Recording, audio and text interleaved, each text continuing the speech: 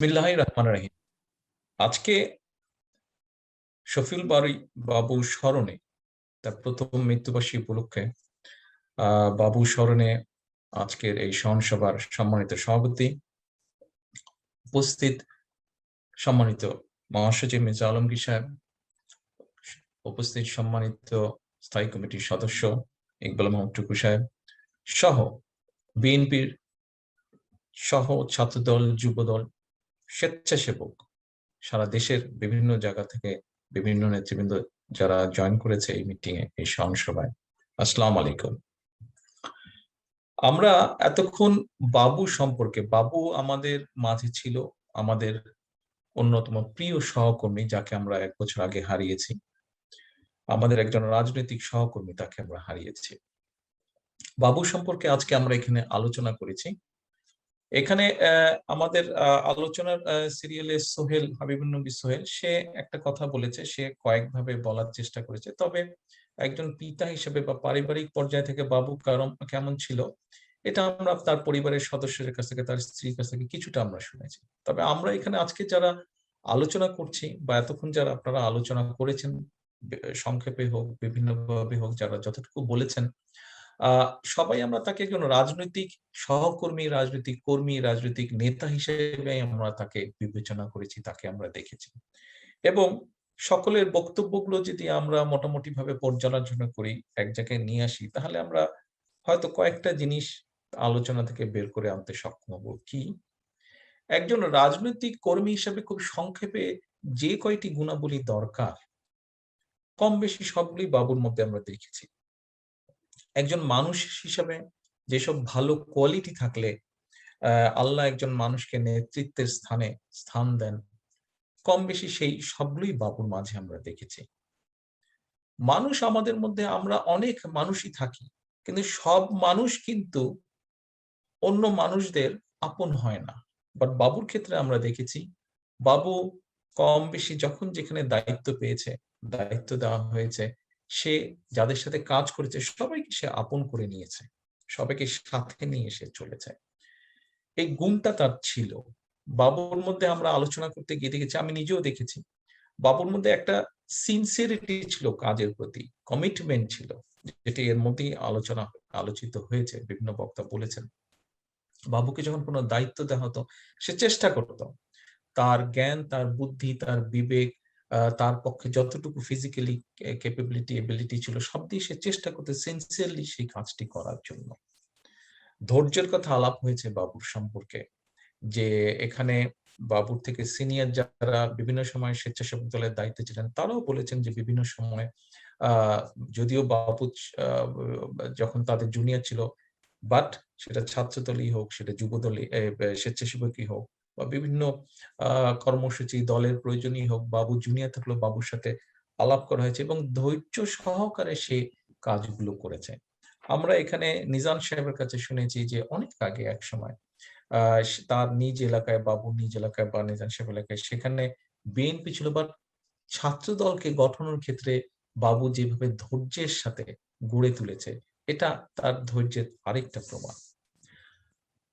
একজন রাজনৈতিক নেতা বা রাজনৈতিক কর্মী হিসাবে বাবুর সবচেয়ে বড় ভালো যে কোয়ালিটিটা ছিল, যেটি যেটি যেটি বিএনপির একটি মূল অ্যাসেট, যেটি শহীদ জিয়া দিয়ে গেছেন, শহীদ জিয়া যে কারণে বিখ্যাত, সেটি হচ্ছে যে অনেস্টি। বাবুর মৃত্যুবরণের পরে আমরা দেখেছি যে বাবুর ঢাকা শহরে থাকার মতন, তার পরিবারকে রাখার মতন তার নিজস্ব কোনো ছাউনি ছিল না, তার নিজস্ব কোনো ঘর বা বাড়ি ছিল না। হ্যাঁ, স্বাভাবিক, আমাদের মানুষের প্রয়োজন আছে, সবারই প্রয়োজন আছে। আমরা বলছি না যে না, কেউ কোনো ঘরবাড়ি করবে না, কারো কোনো ঘরবাড়ি থাকতে পারবে না, তা আমরা বলছি না। বাট আমাদের দল সরকার পরিচালনা করেছে। এখন আমরা কি দেখতে পাচ্ছি? আওয়ামী লীগ নামে যে দলটি আছে, একটু আগে মহাসচিব খুব সুন্দরভাবে, খুব সংক্ষেপে বলে দিয়েছেন যে এরা কি বেসিক্যালি, এরা নাথিং বাট একটা লুটেরার দল। কিন্তু আমরা দেখেছি বিএনপির বহু লক্ষ নেতাকর্মী আছে যারা ক্ষমতায় থাকার সময় নিজের মাথার উপরে ছাউনি গড়ে তুলতে হবে, নিজের জায়গা লাগবে, বাড়ি লাগবে, এগুলো চিন্তা করেনি। এবং তাদের মধ্যে একজন বাবু সিনসিরিটির পরিচয় দিয়ে গেছে। বাবু ধৈর্যের পরিচয় দিয়ে গিয়েছে, বাবু অনেস্টির পরিচয় দিয়ে গেছে। আজকে আমার মনে হয় আমরা যে এতক্ষণ আলোচনা করেছি, আমরা এখানে যারা উপস্থিত আছি, বিভিন্ন জেলা পর্যায় থেকে স্বেচ্ছাসেবক সহ অন্যান্য যে সকল নেতৃবৃন্দ আছে, আমাদের সকলেরই কিন্তু ছোট হোক বড় হোক, আমরা যারা হয়তো মাঝামাঝি বয়সে পৌঁছে গেছে, আমাদেরও অনেক কিছু আছে যা আমরা আমাদের ছোটদের কাছ থেকে ভালো জিনিস অনেক কিছু শিখতে পারি। কাজে আমরা আমাদের প্রত্যেক সহকর্মীর কাছ থেকে ভালো অনেক কিছু আমরা শিখতে পারি, খারাপকে অ্যাভয়েড করে ভালো অনেক কিছু শিখতে পারি। বাবুর বাবুর ক্যারেক্টারের মধ্যে, বাবুর কার্যক্রমের মধ্যে আমরা এরকম অনেক ভালো জিনিস পেয়েছি যেগুলো আমরা শিখতে পারি। বাবুর যে কমিটমেন্ট ছিল, গণতন্ত্রের প্রতি কমিটমেন্ট, বাবুর কমিটমেন্ট দলের প্রতি কমিটমেন্ট, দেশনেত্রী বেগম খালেদা জিয়ার প্রতি যে কমিটমেন্ট, এই কমিটমেন্ট থেকে যদি কিছু আমাদের শিখতে হয় তাহলে এটাই শিখতে হবে যে বাবু যে জন্য জীবনের শেষ দিন পর্যন্ত চেষ্টা করেছে যে এই দেশের গণতন্ত্রের যে প্রতীক দেশনেত্রী বেগম খালেদাকে মুক্ত করার জন্য, আমি মনে করি যে এটিই হওয়া উচিত আমাদের আগামী দিনের লক্ষ্য। কারণ আজকে দেশ এবং দেশের আমাদের যে কোটি কোটি মানুষ, এই 18-19 কোটি মানুষ, প্রতিটি মানুষ সুস্থ স্বাভাবিক গণতন্ত্রে বিশ্বাসী, মিনিমাম ভাবে গণতন্ত্রে বিশ্বাসী প্রত্যেকটি মানুষ আজ বিএনপির দিকে তাকিয়ে আছে। কেন বিএনপির দিকে তাকিয়ে আছে? কারণ বিএনপিতে বাবুর মতন লক্ষ লক্ষ নেতাকর্মী আছে। কেন বিএনপিতে তাকিয়েছে? কারণ ইতিহাস, আমি একটু আগেই বলেছি যে মহাসচিব, মাননীয় মহাসচিব খুব সুন্দরভাবে, খুব সংক্ষেপে সুন্দরভাবে উনি আমাদের যে রাজনৈতিক প্রতিপক্ষ যারা এখন জোর করে রাতের আধারে ক্ষমতা দখল করে আছে এই আওয়ামী লীগ নামক দলটা, এরা কি এদের ক্যারেক্টারটা বলেছেন। এবং এরা অতীতে দেশ স্বাধীনের পরে যখন ক্ষমতায় ছিল সেই সময় তারা কি করেছে, আমি সেই সময় আমার বয়স কম ছিল, মহাসচিব সহ যারা সিনিয়র আছেন তারা দেখেছেন, এখানে আমি আনি আমাদের বয়স কম ছিল, আমরা কিছু কিছু দেখেছি, পরিষ্কারভাবে অত দেখিনি। এখানে অনেক আছে, আজকে এখানে উপস্থিত অধিকাংশই যারা আছে তারা কিন্তু তোমরা দেখেছো, পড়েছো, বাট তোমরা গত 10 বছর ধরে দেখছো যে আওয়ামী লীগ কি করছে এবং আওয়ামী লীগ কি করছে দেশের সাথে, দেশের মানুষের সাথে কি করেছে, দেশের কি অবস্থা করেছে। কাজেই দেশ স্বাধীনের পরে যখন তারা সুযোগ পেয়েছিল একই কাজ তারা করেছিল, একইভাবে সবকিছু করেছিল। হয়তো এখন ডিজিটাল ফর্মে করছে, তখন অ্যানালগ পদ্ধতিতে করেছিল, এই যা, কিন্তু একই কাজগুলোই তারা করেছে। এই যে একটু আগে আমি বললাম যে কেন মানুষ তাকিয়ে আছে বিএনপির দিকে, কেন তাকিয়ে আছে? কারণ বিএনপি দেশ স্বাধীনের পরে শহীদ জিয়ার সময় যখন সুযোগ পেয়েছিল, সেই সময় দেশ কিভাবে পরিচালিত হয়েছিল শহীদ জিয়ার নেতৃত্বে। স্বৈরাচারের ৮০ দশকে, ৯০ দশকে স্বৈরাচারের পতনের পরে, এরশাদের পতনের পরে যখন নিরপেক্ষ নির্বাচনের মাধ্যমে দেশনেত্রী বেগম খালেদা জিয়ার নেতৃত্বে বিএনপি সরকার গঠন হলো তখন, এবং পরবর্তীতে আবার ২০০১ সালে যখন মানুষের সমর্থনে সরকার গঠন, প্রতিবার মানুষের জন্য, দেশের জন্য কি করেছে সেই কাজগুলো মানুষ দেখেছে, সেই কাজগুলো মানুষের সামনে আছে, এবং সেজন্যই মানুষ বিশ্বাস করে বিএনপি সরকার গঠন করলে এই দেশের মানুষ কিছু করতে পারবে, এই দেশের মানুষ সঠিকভাবে থাকতে পারবে, এই দেশের সন্তানেরা সঠিকভাবে শিক্ষা পাবে, এই দেশের ব্যবসায়ীরা সুস্থ মতন ব্যবসা করতে সক্ষম হবে, এই দেশের কোর্টগুলো আইনের শাসন অনুযায়ী, আইন অনুযায়ী পরিচালিত হবে, এই দেশের ব্যাংকগুলো নিয়ম অনুযায়ী পরিচালিত হবে, এরকম স্বাভাবিকতা মানুষ আশা করে একমাত্র বিএনপির কাছ থেকে। আজকে যেটা ইকবাল মাহমুদ সাহেবও বলেছেন, যেটা মহাসচিবও বলেছেন, যে এই যে আজকে হাসিনা আছে, এটা শুধু হাসিনার জন্যই হাসিনা নাই, এর সাথে আশেপাশের রাজনীতির অনেকগুলো বিষয় জড়িত আছে। স্বাভাবিকভাবেই স্বাভাবিকভাবেই এই দেশকে, বাংলাদেশকে ঘিরে অনেকেরই স্বার্থ আছে, এবং যারা তাদের নিজেদের স্বার্থ রক্ষা করতে চায় তারাই এই অবৈধ সরকারকে যেভাবেই হোক সাপোর্ট দিয়ে তারা টিকিয়ে রেখেছে। এখানে উপস্থিত আজকে আমরা যারা আছি তাদের সকলকে আমি বিশেষ করে আমার স্বেচ্ছাসেবক সহ অন্যান্য বিভিন্ন যারা আপনারা উপস্থিত আছেন, তোমরা যারা উপস্থিত আছো, একটি কথা আমি বলতে চাই, আরেকটি কথা আমি উল্লেখ করতে চাই। এখানে কয়েকজন বক্তা বলেছেন, আমরা প্রায় দেখি যে অনেকে হয়তো বা হতাশার, আউট অফ ফ্রাস্ট্রেশন, হয়তো আমাদের অনেক নেতাকর্মী অনেক সময় ফেসবুক সহ বিভিন্ন জায়গায় সামাজিক মাধ্যমে কতগুলো কথা বলে বসে। সবারই বলার অধিকার আছে, আমরা গণতন্ত্রে বিশ্বাস করি, আমরা বাক স্বাধীনতা বিশ্বাস করি, তবে অবশ্যই একটি কথা খেয়াল রাখতে হবে, এখানে আওয়ামী লীগ সহ যারা বাংলাদেশ বিরোধী শক্তি, বাংলাদেশের গণতন্ত্র বিরোধী শক্তি, বাংলাদেশের মানুষের স্বার্থের বিরোধী শক্তি, তারা কিন্তু অবশ্যই প্রতিক্ষণে তাদের সকল মাধ্যম দিয়ে তারা চেষ্টা করবে যে জাতীয়তাবাদী শক্তির প্রতিটি নেতা কর্মীকে ফ্রাস্ট্রেটেড করার জন্য বিভিন্ন রকম মিথ্যা প্রোপাগান্ডার মাধ্যমে। কাজেই আমাদেরকে কিন্তু সচেতন থাকতে হবে যে আমরা এমন কিছু, আমার নেতাকর্মীদেরকে আমি অনুরোধ করব সচেতন থাকার জন্য, এমন কিছু বলে না বসি যে যাতে করে দলের ক্ষতি হতে পারে, যাতে কোনো বিভ্রান্তি সৃষ্টি হতে পারে, এরকম কিছু বলা উচিত না। এবং একটি জিনিস কিন্তু আমাদেরকে স্বীকার করতে হবে, বুঝতে হবে, আমি ব্যক্তিগতভাবে আমি কিন্তু সব বিষয়ে জ্ঞানী নই। একটি মানুষের পক্ষে সব বিষয়ে জ্ঞানী হওয়া সম্ভব না।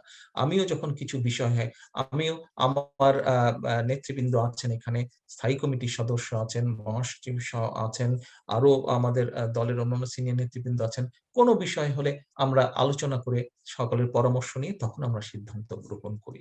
এই যে একটু পরে, এখন প্রায় 8:15 বোধহয় বাজে ঢাকায়, কিছুক্ষণ পরে আরেকটি মিটিং আছে মহাসচিব সহ এবং সিনিয়র নেতৃবৃন্দ সহ, আমরা একটি বিষয়ে বসবো আলোচনা করার জন্য যে কি সিদ্ধান্ত হতে পারে। একটি বিষয় আছে, সেই বিষয়ে আমরা সিদ্ধান্ত করব। কাজেই অনেকের হয়তো আমরা যখন কোনো বিষয়ে সিদ্ধান্ত গ্রহণ করি, আলোচনার মধ্যেই সিদ্ধান্ত গ্রহণ করি। কাজেই আমি নেতাকর্মী অনেককে অনুরোধ করব যে হতাশায় হয়ে আউট অফ ফ্রাস্ট্রেশন হঠাৎ করে এমন কোনো কমেন্টস করে বসা উচিত হবে না যে যেটাতে দলের আরো নেতাকর্মী হতাশ হতে পারে। হ্যাঁ, চিন্তা করতে হবে, চিন্তা করে নিজেকে আনসার বের করতে হবে এবং ধৈর্য ধারণ করতে হবে। আমাদের এই কথাগুলো হঠাৎ করে কিছু বলে বসাতে যেরকম একটি বিভ্রান্তি সৃষ্টি হতে পারে, অন্য নেতাকর্মীদের মধ্যে হতাশার সৃষ্টি হতে পারে, ঠিক একইভাবে আমাদের ঐক্যে ফাটলও ধরতে পারে। কাজেই আমাদেরকে এখন সবচেয়ে বড় লক্ষ্য যেটা, ঐক্য রাখতে হবে। ঐক্যবদ্ধভাবেই এই সমস্যার সমাধান মোকাবেলা করতে হবে এবং মোকাবেলার মাধ্যমে আমাদেরকে দেশকে, দেশের মানুষকে এই পরিস্থিতি থেকে বের করে আনতে হবে। আজকে যদি আমরা দেশের ভেতরে দেখি, দেশের বাইরে দেখি, এই যে কয়েকদিন আগে জার্নালিস্ট উইদাউট বর্ডার একটি অর্গানাইজেশন, তারা কি বলেছে? তারা বলেছে এই যে একটা ডিজিটাল আইন যে করেছে, এটার মাধ্যমে কিভাবে দমনের, মানুষের মতামতকে দমনের চেষ্টা করছে এই অবৈধ সরকার। এই একটা দিয়েই তো অনেক কিছু প্রমাণ হয়ে যায় যে আজকে বিএনপির বিরুদ্ধে যত অত্যাচার, নির্যাতন, একজন এখানে বলেছে যে খুব সম্ভব শাহজাহান ভাই একটু আগে বলেছেন যে আমাদের নেতাকর্মীরা বন্যা হোক, গত 10-12 বছরে যেভাবে অত্যাচার নির্যাতনের মধ্যে দিয়েছে, তারপরেও কোনো প্রাকৃতিক দুর্যোগ হোক, বন্যা হোক, ঝড় হোক, জলোচ্ছ্বাস হোক, এই গত 1 বছর আগেও এই মহামারী, যেটা এখন সারা বিশ্বব্যাপী মহামারী চলছে, কোভিড মহামারী, এর মধ্যেও গত 1 বছর আগে যেভাবে প্রায় 2.5 থেকে 3 কোটি সমগ্র দেশের নেতাকর্মী সহ সাধারণ মানুষের সাহায্যার্থে এগিয়ে এসছে, এখন যেভাবে জেলায় জেলায় মেডিকেল ক্যাম্প স্থাপনের মাধ্যমে চেষ্টা করছে মানুষকে ওষুধ সরবরাহের মাধ্যমে, চেষ্টা করছে আমাদের নেতাকর্মীরা অক্সিজেন সরবরাহের মাধ্যমে করোনা আক্রান্ত রোগীদেরকে সহযোগিতা করার জন্য, এত কিছুর এত কিছু করছে, এত অত্যাচার নির্যাতনের পরেও আজকে আওয়ামী লীগের এই যে অ্যাটাকটা বিএনপির উপরে, আওয়ামী লীগের যে নির্যাতন, অত্যাচার, মিথ্যা মামলা, গায়েবী মামলা, দেশনেত্রী বেগম খালেদা জিয়া থেকে শুরু করে আমার একদম গ্রামের শেষ কর্মীটি পর্যন্ত, কেন? কারণ তারা এবং তাদের দোসররা খুব ভালো করেই জানে যে এই দেশকে বাঁচাতে, এই দেশের মানুষকে রক্ষা করতে, এই দেশের মানুষকে অধিকার প্রতিষ্ঠা করতে সক্ষম একমাত্র বিএনপি, বিএনপির মতন নেতাকর্মীরা, বাবুর মতন লক্ষ লক্ষ নেতাকর্মীরা বিএনপির, তাদের পক্ষেই সম্ভব। কাজে এদেরকে হতাশ করো, এদের ঐক্যকে নষ্ট করে দাও। সেই জন্যই প্রিয় নেতাকর্মী, উপস্থিত নেতাকর্মী ভাই বোনেরা, আপনাদের সকলের কাছে আমার আহ্বান থাকবে, আপনাদের সকলের কাছে আমার অনুরোধ থাকবে যে আসুন আমরা কোনোভাবেই সকলভাবে আমাদেরকে চেষ্টা করতে হবে যাতে আমাদের মধ্যে কেউ কোনো বিভ্রান্তি তৈরি করতে সক্ষম না হয়। আমাদেরকে সকলভাবে চেষ্টা করতে হবে আজকে যে আমাদেরকে আজকে ঐক্যবদ্ধ থাকতে হবে এবং সময় মতন আমাদেরকে আমাদের কর্মসূচিতে সফল করে নিতে হবে। কি সেই কর্মসূচি, কি সেই পরিকল্পনা, সময় মতন আপনারা অবশ্যই জানবেন। আজকে আমরা বাবুকে নিয়ে প্রায় 3.5 ঘন্টা যাবত আলোচনা করেছি, বাবুর স্মরণ সভায় আলোচনা করেছি। আমরা যদি সত্যি বাবু সম্পর্কে যারা যতগুলো কথা বলেছি, আমরা এখানে পিন্টুর নাম বলেছি, আমরা এখানে আমাদের ইলিয়াস আলীর নাম বলেছি। এই যে মানুষগুলো মারা গিয়েছে, এই যে মানুষগুলো গুম খুনের শিকার হয়ে গিয়েছে, চৌধুরী আলমের কথা এসছে, আরো আমাদের নেতাকর্মীদের কথা এসছে এখানে। আমরা যদি সত্যি সহকর্মী হিসেবে তাদেরকে ভালোবেসে থাকি, সত্যি সহকর্মী হিসেবে যদি তাদের প্রতি আমাদের বিন্দুমাত্র দরদ থাকে, যাদের কথা বললাম এরা তো কেন্দ্রীয় পর্যায়ে কম বেশি। এই যে এখানে অনেক জেলার নেতাকর্মী উপস্থিত আছে, আমাদের অনেক জেলাতে বহু নেতাকর্মী আজকে অত্যাচার নির্যাতনের শিকার হয়েছে, খুনের শিকার হয়েছে, গুমের শিকার হয়েছে, নির্যাতনের শিকার হয়েছে, পঙ্গুত্বের শিকার হয়েছে। কাজেই যারা অত্যাচারিত হয়েছে, নির্যাতিত হয়েছে, তাদেরই তো সহকর্মী আমরা, আমাদেরই তো সহকর্মী তারা। কাজেই আজকে যদি ওই মানুষগুলোর প্রতি, আমাদের ওই সহকর্মীগুলোর প্রতি মিনিমাম আমাদের শ্রদ্ধা থাকে, মিনিমাম ভালোবাসা থাকে, মিনিমাম দরদ থাকে, আসুন আজকে আমরা যেই ঐক্যবদ্ধ আছি এই ঐক্যকে আর আমাদের ইস্পাত করতে হবে। আমাদেরকে, আমাদের নেতাকর্মীদেরকে, আমাদের দেশের মানুষকে, আমাদের দেশকে এই পরিস্থিতি থেকে বের করে আনতে হবে। কেন? একটু আগেই বলেছি, একটু আগে মহাসচিব খুব সংক্ষেপে তুলে ধরেছেন, একটু আগে ইকবাল মোহাম্মদ সাহেব খুব সংক্ষেপে তুলে ধরেছেন যে বিরাট একটা ষড়যন্ত্র আছে। কাজে এই ষড়যন্ত্র থেকে বের যদি করে আনতে হয় দেশকে, কারণ এই ষড়যন্ত্র থেকে বের হতেই হবে, বের ইনশাল্লাহ আমরা হবই। ব্যাপারটা ম্যাটার অফ টাইম, আজ কাল বা পরশু, এই যা ব্যাপার। বের আমরা হবে, বের আমরা হয়েছি, বের এর আগেও আমরা অতীতে হয়েছি, এর আগেও বিএনপির নেতৃত্বে আন্দোলন সফল হয়েছে, বিএনপি দেশকে তুলে ধরেছে। শহীদ জিয়ার সময়ও বিভিন্ন ষড়যন্ত্র থেকে দেশকে বের করে এনে শহীদ জিয়া অবস্থান নিয়ে গিয়েছেন। তার পরবর্তীতেও ষড়যন্ত্র হয়েছে, তার পরবর্তীতেও দেশ হচ্ছে বেগম খালেদা জিয়ার নেতৃত্বে আন্দোলন সফল হয়েছে, দেশকে আমরা সুন্দর অবস্থানে নিয়ে গেছি। প্রতিবার বিএনপির উপরে কেন এই ষড়যন্ত্র, বিএনপির বিরুদ্ধে প্রতিবার বিএনপির উপরে আঘাত কেন? কথা ঘুরে একটাই আসে, কারণ বিএনপি পারে এই দেশের মানুষকে রক্ষা করতে, বিএনপি পারে এই দেশকে গড়ে তুলতে, বিএনপি পারে এই দেশকে পৃথিবীর মানচিত্রে, পৃথিবীর বুকে সুন্দরভাবে গড়ে তুলতে। সেই জন্য নেতৃবৃন্দ, সেই জন্য প্রিয় নেতা কর্মী ভাই বোনেরা, আসুন বাবুর প্রতি যদি আমাদের শ্রদ্ধা থাকে, বাবুকে যদি আমরা ভালোবাসি, বাবুকে যদি আমরা স্নেহ করি, সহকর্মী হিসেবে, বন্ধু হিসেবে, ভাই হিসেবে, যে হিসেবেই বলি না কেন, বাবুর মতন আরো যাদেরকে আমরা হারিয়েছি তাদের সকলের প্রতি যদি আমরা শ্রদ্ধা ভালোবাসা থাকে, আসুন আমাদেরকে অবশ্যই ঐক্যবদ্ধ হতে হবে। আমাদেরকে অবশ্যই এমন কিছু করা যাবে না যাতে করে বিভ্রান্তি ছড়াতে পারে, বরং আমাদেরকে চেষ্টা করতে হবে।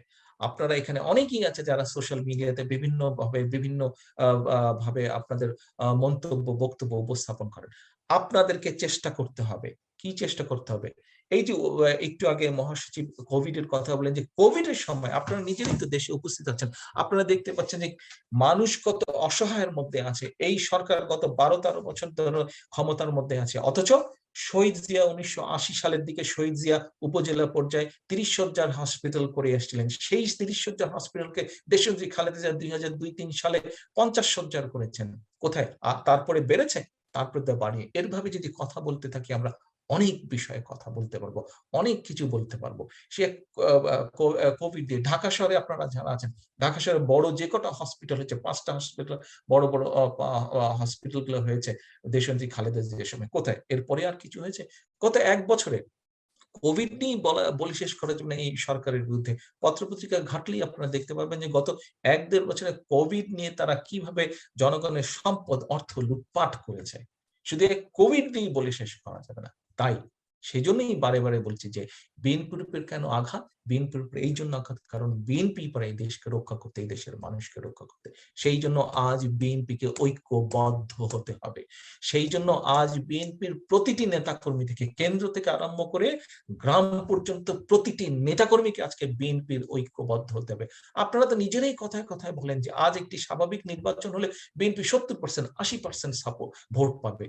কেন বলেন কথাটা? কথাটা কি আপনারা বিশ্বাস করেন?